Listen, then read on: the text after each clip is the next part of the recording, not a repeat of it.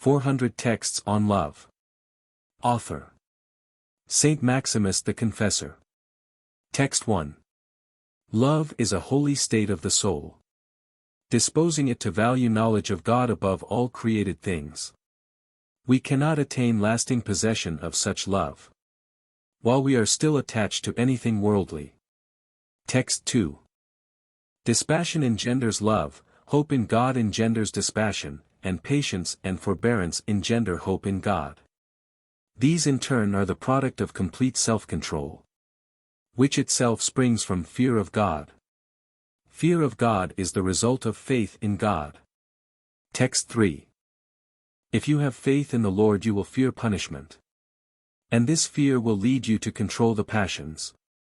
Once you control the passions, you will accept affliction patiently, and through such acceptance, you will acquire hope in God. Hope in God separates the intellect from every worldly attachment, and when the intellect is detached in this way, it will acquire love for God. Text 4. The person who loves God values knowledge of God more than anything created by God, and pursues such knowledge ardently and ceaselessly. Text 5. If everything that exists was made by God and for God, and God is superior to the things made by him, he who abandons what is superior and devotes himself to what is inferior shows that he values things made by God more than God himself. Text 6. When your intellect is concentrated on the love of God, you will pay little attention to visible things and will regard even your own body as something alien. Text 7. Since the soul is more noble than the body, and God incomparably more noble than the world created by him, he who values the body more than the soul and the world created by God more than the Creator himself is simply a worshipper of idols. Text 8.